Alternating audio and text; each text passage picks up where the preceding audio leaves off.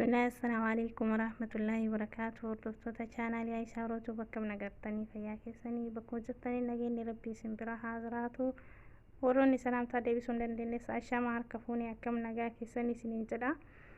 Egaa kanarrallee shoorbaa qabadhee isin dhufee namni kamuu ni dalagaa jechuudha. Shoorbaa biyya ormaatitti warri nyaata dalagan indoom hundi keessanuu akka dalagan ni beeka. Kanaafuu kunoo shoorbaa isiniif qabaa.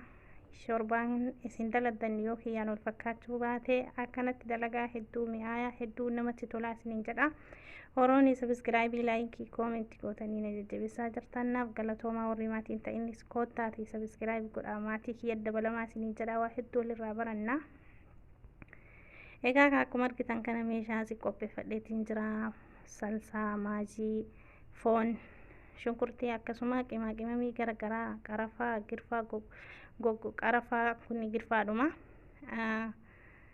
Leemuna gurraattii goggodduu jechuudha. Akkasumas irdiin goggogaalleen keessa jira. Koolinjaan isa jedhamu san biyya arabaatitti afaan biyya keenyaatiinis waan jedhamuun beeku. Warra gatgaar kunis ni jira. Sheebaan ni jira. Qimamii hunda of keessaa qabachuudha. Akkasuma kusbaraa, filfil aswad dhuma soomamee baay'eedha. Haala kanaan shunkurtii san adda babaastanii qullubbii san qojjistanii itti dabaltanii hunda isaatu bakka takkatti kallaaxatti dabaltanii jechuudha maashinatti. Haala kanaan maashinatti naxxanii cafattanii jechuudha ni daayitanii bakka tokkotti jechuudha. Egaa haala kanaan daattanii gubbaadhaan maajuun xamaatima itti dabalattanii jechuudha. Kana fakkaata kun daakee ka'ee. Egaa haala saniin achi daattanii asitti distii qopheessattanii bishaan gahaa ta'e kan shoorbaa keessaniif ga'u shoorbaan keessan guddaadha moo xiqqaadha ni qopheeffattanii jechuudha. Amma immoo bishaanuma qopheeffattan saniif foon dhiitanii bareechiftanii foon hamma ishee hin moorasa bittirraa yaadatu fuularra dhufee zayitii fakkaata jechuudha moorri.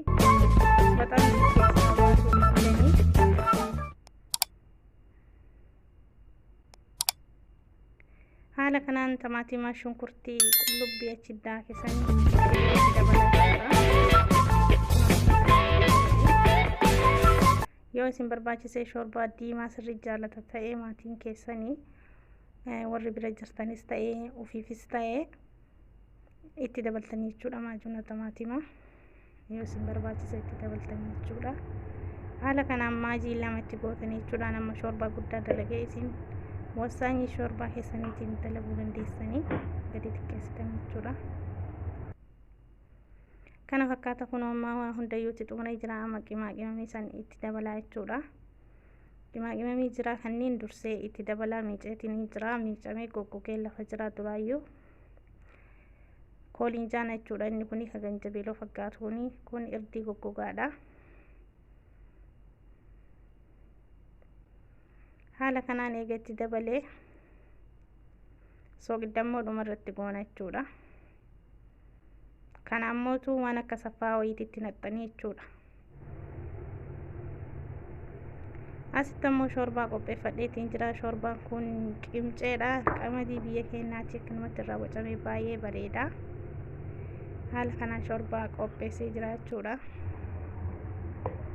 Kunoo kana fakkaata amma waa hundaayyuutti xumure. Homaa namni jechuudha shoorbaatti naquu bichaadha. Shoorbata habba jedhanii neesitti garuu qincee biyya keenyaatti amriikii jedhanii hedduu mi'aaya. Biyya arabaatitti shoorbata amriikii jennaaniin nama hundatu gurra isaa ol fuudha jechuudha dhaga'uu dandeessanii. Haala kanaan shoorbaatti naxxanii waliin dhooftanii jechuudha waliin gayattanii.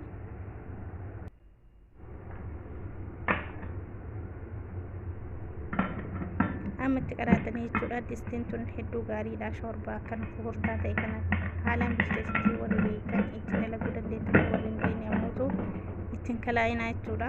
Cufaa isii yoo seeranii cufanii nama gubdii namatti yeroo geessanis dursanii geessanii haa isin xiqqoosii qilleensi isii keessaa dhumu eeganii yoo banan malee nama gubdii jechuudha. Eeggadhaa biliyyan kiyya warri irraa beektan itti dalagaa rakkoo hin qabu. Maashaallah kana fakkaataa bifa kanaan bilchaateetiin jira. Shoorbaan kuni dafee bilchaatallee jechuudha. Distiin kun waan hin turree fi garuu sa'a tokko ima fudhata. Suutaan ibidda gadi xiqqeessitanii suutaan bilcheessitan waan ta'eef jechuudha. Maashaallah akkana jira kunoo. Kana fakkaata shorbaa har'aa. Egaa ka shorbaa kana yoo isinitti tolee yaada keessan koomentii jalatti qeeqa qabdanis naa barreessaa. Waaqamuufuu eeyyamamtuudha.